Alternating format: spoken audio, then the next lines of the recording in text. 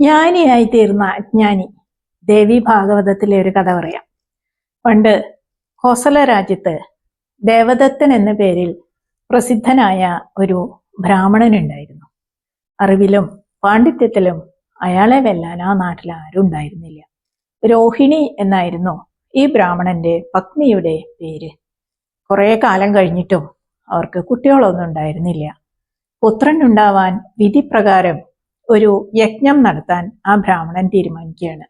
യജ്ഞം കുറ്റമറ്റതാകണം എന്ന് അയാൾക്ക് നിർബന്ധം ഉണ്ടായിരുന്നു. അങ്ങനെ തമസാ നദീ തീരത്ത് ഒരു വലിയ മണ്ഡപം നിർമ്മിച്ച് യജ്ഞവേദിയിൽ യാഗാഗ്നി ജ്വലിപ്പിച്ചു. മുനിപ്രവരനായ സുഹോത്രനെ ബ്രഹ്മനായി അവരോധിച്ചു.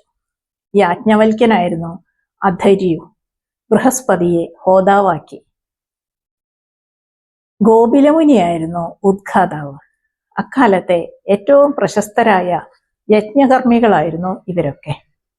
കൃത്യസമയത്ത് തന്നെ യജ്ഞം തുടങ്ങി. സാമം ഉദ്ഗീതം ചെയ്യുമ്പോൾ ഒരു ഘട്ടത്തില് ഗോപിലമുനി ശ്വാസം എടുക്കുമ്പോൾ ഒരു മാത്ര ഖാനത്തിൽ സ്വരപ്പിഴവ് വന്നു. എല്ലാം വിധിപ്രകാരം നടക്കണം എന്ന നിർബന്ധം ഉണ്ടായിരുന്നുകൊണ്ട് ദേവദത്തന് അത് ഇഷ്ടപ്പെട്ടില്ല. ക്രുദ്ധനായി ദേഷ്യത്തോടെ അയാള് ഗോപിലമുനിയോട് പറഞ്ഞു, ഹേ മുനിവര, പുത്രലാഭത്തിന് വേണ്ടി ഞാൻ ഈ യജ്ഞം നടത്തുമ്പോൾ മൂർഖനായ അങ്ങ് മന്ത്രത്തിൽ സ്വരപ്പിഴ വരുത്തിയിരിക്കണോ? തന്നെ മൂർഖൻ എന്ന് വിളിച്ചത് കേട്ടപ്പോ മുനിക്കും ദേഷ്യം വന്നു. അദ്ദേഹത്തിന് ഭയങ്കര ദേഷ്യം വന്നു. അദ്ദേഹം ദേവദത്തനെ ഉടനെ തന്നെ ശപിച്ചു. മുനിവാരോട് ആദരവോടെ പെരുമാറാൻ അറിയാത്ത നിനക്ക് ഷഠനും മൂർഖനുമായ ഒരു പുത്രൻ ഉണ്ടാവട്ടെ എന്ന് മുനി ശപിച്ചു.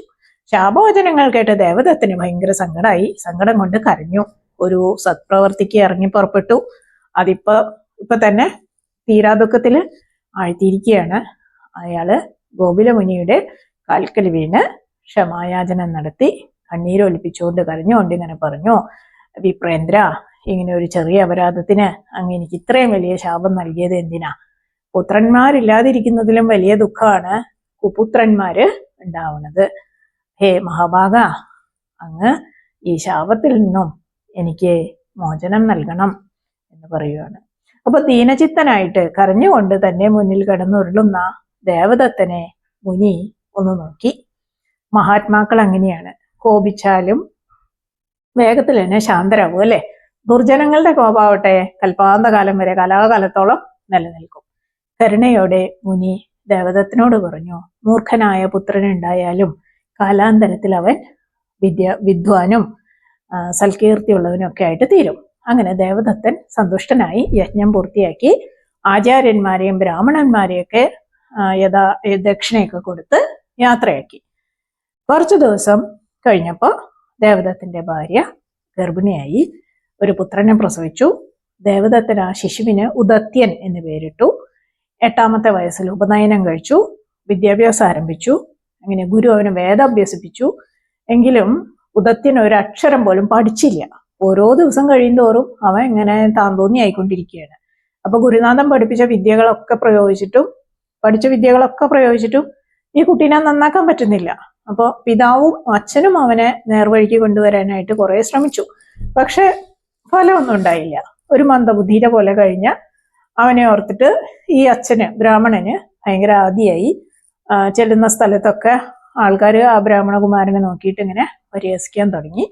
അങ്ങനെ 12 വയസ്സ് കഴിഞ്ഞിട്ടും സന്ധ്യാവന്ദനം പോലും ഗ്രഹിക്കാൻ അവന് സാധിച്ചില്ല. അങ്ങനെ അച്ഛനമ്മമാരുടെ ശകാരവും ബന്ധുജനങ്ങളുടെ കുത്തുവാക്കും വെറുപ്പും നാട്ടുകാരുടെ പരിഹാസവും ഒക്കെ കൂടി അവനാകെ കൂടി ഭയങ്കര സങ്കടമായി. ആർക്കും വേണ്ടാതെ ഇങ്ങനെ ജീവിച്ചിരുന്നിട്ട് എന്താ പ്രയോജനം എന്നിങ്ങനെ ചിന്തിച്ച് വിഷമിച്ച് ഒരു ദിവസം അവൻ നാടും വീടും ബന്ധുക്കളെയും ഒക്കെ ഉപേക്ഷിച്ച് കാട്ടിലേക്ക് പോയി. അവിടെ ഗംഗാനദിയുടെ തീരത്ത് നല്ലൊരു സ്ഥലത്ത് ഒരു പർണശാല കെട്ടി ഫലമൂലാദികളൊക്കെ ഭക്ഷിച്ച് അവിടെ താമസം തുടങ്ങി. അപ്പൊ ഇതിനകം ഈ കുട്ടിക്ക് വൈരാഗ്യം ഉദിച്ചു കഴിഞ്ഞിരുന്നു. പക്ഷേ എന്ത് ചെയ്യണമെന്നറിയില്ല, തപസ് ചെയ്യാനും അറിയില്ല, പിന്നെ എന്ത് സത്കർമ്മ ചെയ്യാം. അങ്ങനെ ചിന്തിച്ച് ഇനി തൊട്ട് ഞാൻ അസത്യമൊന്നും പറയില്ല എന്നൊരു പ്രതിജ്ഞ എടുത്ത് ബ്രഹ്മചാര്യനിഷ്ഠനായിട്ട് ആ കുട്ടി പർണശാലയിൽ ഇങ്ങനെ കഴിയായിരുന്നു. വൈദികമായ യാതൊരു അറിവും അവനില്ല കേട്ടോ. പഠിക്കാൻ തുടങ്ങിയിട്ടുണ്ടായുള്ളൂ, ഒന്നും പഠിച്ചിട്ടുണ്ടായിരുന്നില്ല. രാവിലെ എഴുന്നേൽക്കും, പ്രഭാതകർമ്മങ്ങളൊക്കെ നിർവഹിച്ച ശേഷം ഗംഗാനദിയിൽ പോയിട്ട് കുളിക്കും. മന്ത്രങ്ങളോ വിധികളോ അറിയില്ല, അഷ്ടാംഗയോഗോ പ്രാണായാമോ ഒന്നും അറിയില്ല, ഗായത്രി മന്ത്രം പോലും ശരിക്കും അറിയില്ല. അങ്ങനെ കുളി കഴിഞ്ഞ് പർണശാലയിലേക്ക് മടങ്ങും. ആർക്കും ഒരു ഉപദ്രവമൊന്നും ചെയ്യില്ല കേട്ടോ, ഉപകാരം ചെയ്യാനുള്ള കഴിവുമില്ല. പരിഹസിച്ചിരുന്ന ഗ്രാമവാസികളാണെങ്കിൽ ഇപ്പൊ അവന്റെ ജീവിത രീതി കണ്ടിട്ട് അവനെ സത്യതപസ് എന്ന് വിളിക്കാൻ തുടങ്ങി. പർണശാലയിലെ തറയിൽ മലർന്നു കിടക്കുമ്പോൾ പലപ്പോഴും അവനിങ്ങനെ ആലോചിക്കാറുണ്ട്, ദൈവം തന്നെയാണല്ലോ എന്നെ ഇങ്ങനെ മൂർഖനാക്കിയത്. നല്ലൊരു ബ്രാഹ്മണ കുടുംബത്തിൽ ജനിച്ചു, ഇപ്പോ എൻ്റെ ജന്മം പാഴായിപ്പോയി.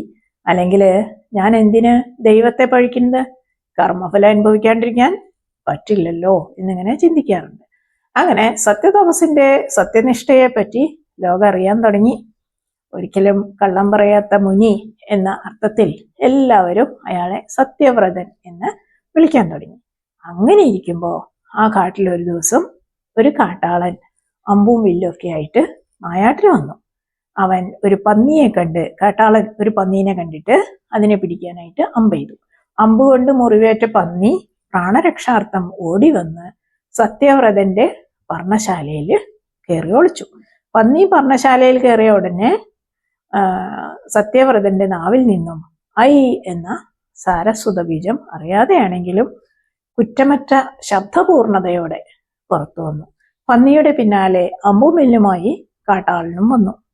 സത്യവ്രതനെ കണ്ടപ്പോ കാട്ടാളൻ ചോദിക്കുകയാണ്, ഹേ ദ്വിജശ്രേഷ്ഠ, ആ പന്നി എങ്ങോട്ട് പോയി? അങ്ങ് സത്യവ്രതനാണെന്ന് എനിക്കറിയാം, അസത്യം പറയില്ലെന്നും അറിയാം.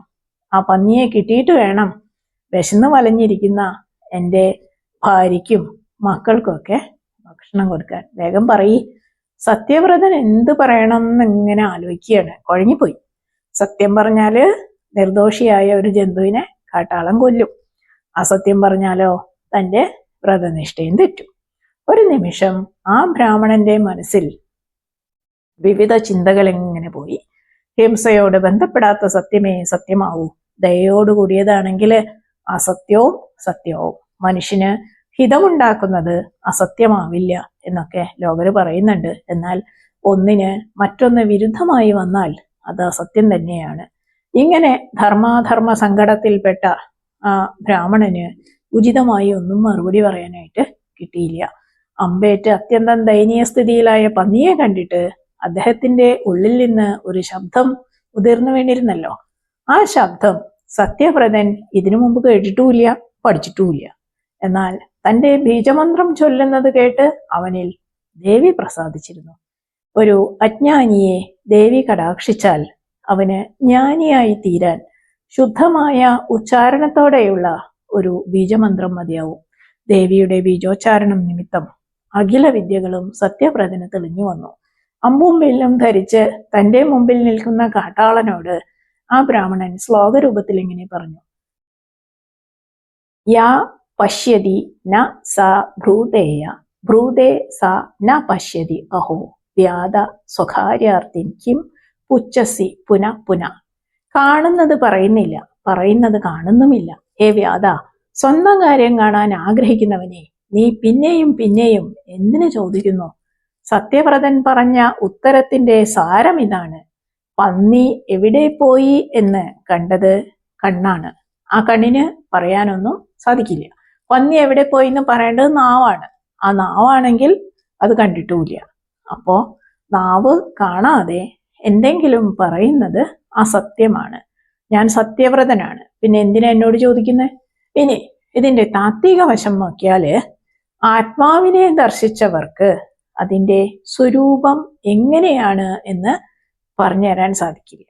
അതിന്റെ സ്വരൂപം ആരെങ്കിലും പറഞ്ഞു തരുന്നുണ്ടെങ്കിൽ അവര് ആത്മാവിനെ കണ്ടിട്ടുമില്ല.